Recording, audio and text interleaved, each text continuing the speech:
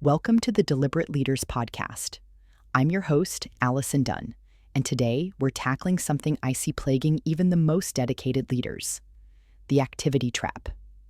Ever had one of those days where you worked nonstop, barely had time for lunch, answered countless emails, attended multiple meetings, and then thought, what did I actually accomplish today? If you're nodding along, here's what I want you to know. You're not lazy.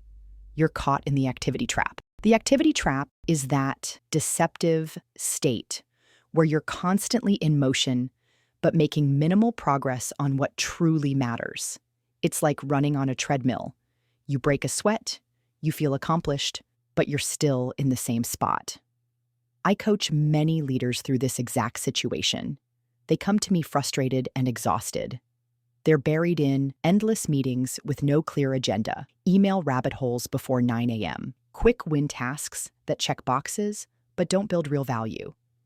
And here's the kicker: they feel accomplished for a minute. But then comes the frustration. That sinking sense that despite being slammed all day, they're no closer to the results they want. That's when I remind them, motion isn't momentum. Let me share a quick story about my client, Sarah. As COO, working 12-hour days and still felt like she was drowning. She showed me her to-do list with pride, 30 items with about 25 checked off. That's impressive, I told her. But which of these moved your company toward its 3-year vision?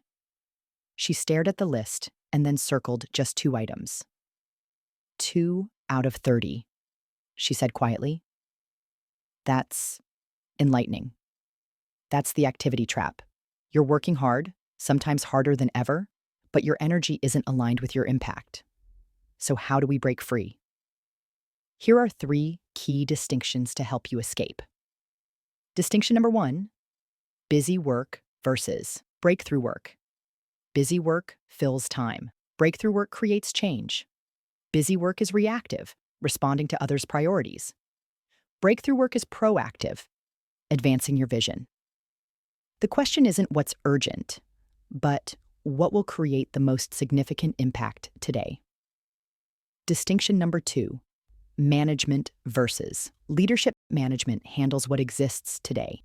Leadership creates what could exist tomorrow.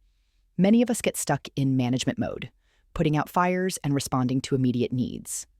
Leadership requires carving out time to think strategically and focus on future-building activities.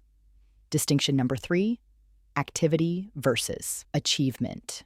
Activity is measured by effort, hours worked, emails answered, meetings attended. Achievement is measured by outcomes, progress toward goals and value created. High activity with low achievement is exhausting. Low activity with high achievement is the sweet spot of deliberate leadership. Here are 3 strategies you can implement immediately. Strategy number 1, institute the power hour block. The first hour of your day, before email, before Slack, for your most important breakthrough work. This is your time to work on your business, not just in it. Focus exclusively on tasks that drive your important goals forward. No distractions, no exceptions. This single habit has transformed the effectiveness of countless leaders I've coached. Strategy number 2, apply the 3-category filter.